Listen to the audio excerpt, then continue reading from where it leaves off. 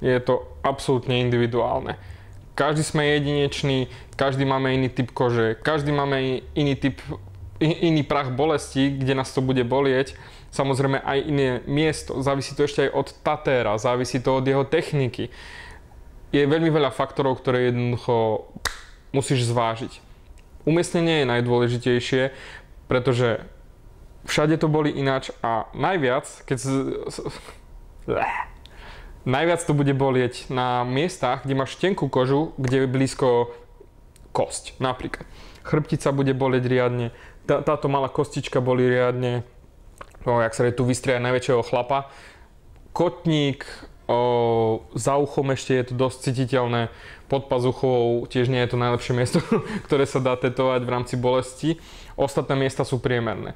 Samozrejme závisí to ešte od kopec iných faktorov a tými sú napríklad ako dobre si sa vyspal, či si najedený, množstvo stresu, aké máš, či si dobre vrzla, to znamená všetky faktory sa skladajú dokopy. A nezabúdať samozrejme na tatéra. Ak ťa tetuje nejaký amatér, ktorý ťa rozrie, tak ručím za to, že aj na ramene si poplačeš adekvátne a ešte 2 týždne potom sa toho nedotkneš, pretože ti zjazví kožu, príliš hlboko pôjde, pretože nemá dostatok skúseností.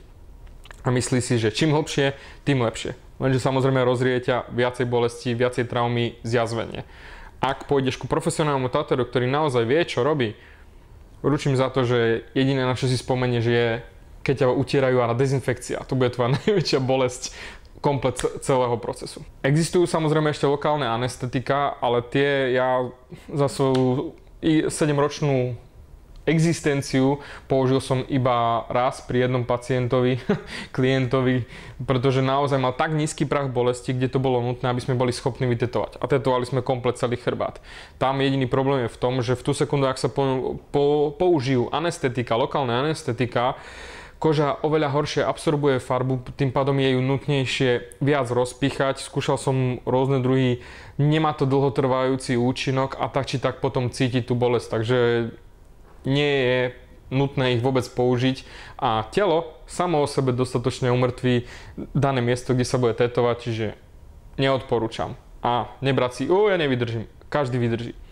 A vždy hovorím, keby som mal aspoň 1 euro za to, keď každý povie, jak to bude bolieť a potom povie, že David, to vôbec nebolelo, stávam už aspoň dom.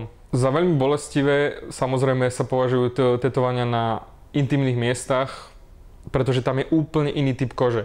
Správny tatér má ako keby vlastný kódex, kde sa netetujú intimné miesta, tvár, dlane a chodidla. Pretože je to absolútne iný typ kože všade, aj bolestivé, aj sa nedá zaručiť trmadlivosť tetovania. Týmto miestam sa odporúčam vyhnúť. Nielen z hľadiska bolesti. Ak by tetovanie vôbec nebolelo, bolo by to úplne zvláštne, pretože na tetovanie sa používajú ihly a tie sa vpichávajú pod kožu. Ak by to nebolelo, to by bolo dosť zvláštne. Jedine keď ťa pomaľujú, vtedy ťa to nebude boleť vôbec.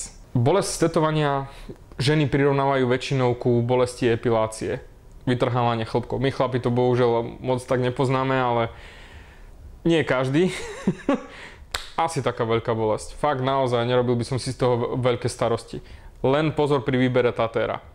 Ten vám môže vaše tetovanie buď spríjemniť, alebo veľmi to bude boleť a bude nepríjemné.